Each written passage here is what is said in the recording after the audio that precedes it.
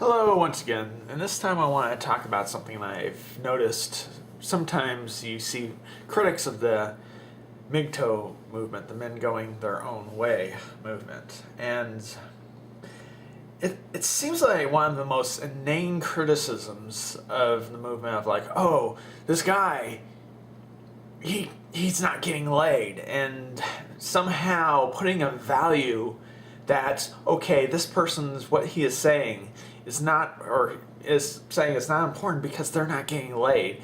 So, and then the response is, yeah, I get laid. Well, I get my, yeah, I'm like, who cares if he's getting laid or not? That has nothing to do with what the message. It's kind of like saying, look, the value of getting laid is almost meaningless.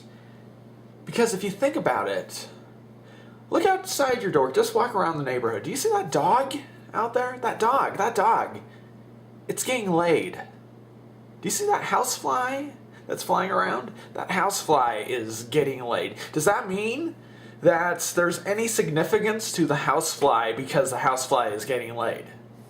That cat you see out in that's annoying cat that meows all day long. It's getting laid.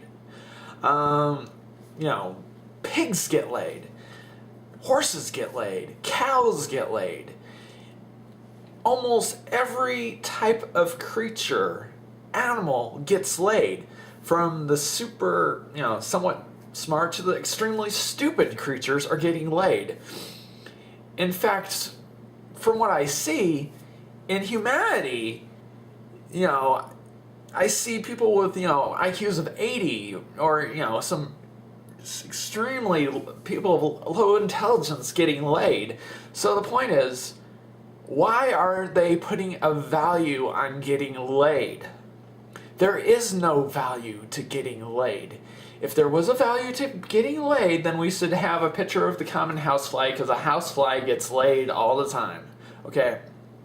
There is no value to getting laid, and should not mean anything to a person's argumentation. And sometimes I think it's almost sad when I hear someone representing the MGTOW movement saying, yeah, I get laid. It's like the price of tea in China with the conversation. It has nothing to do with anything. And it's just frustrating that such an animal debased form of just sex has so much value that, we value a person, that's, gets laid or doesn't get laid, or how often they get laid.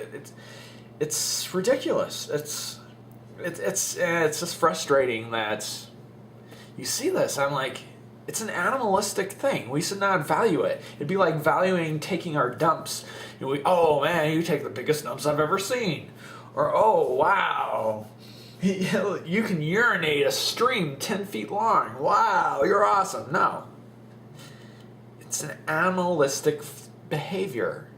And there should be almost no, not only an animalistic behavior, but a subspecies animalistic behavior.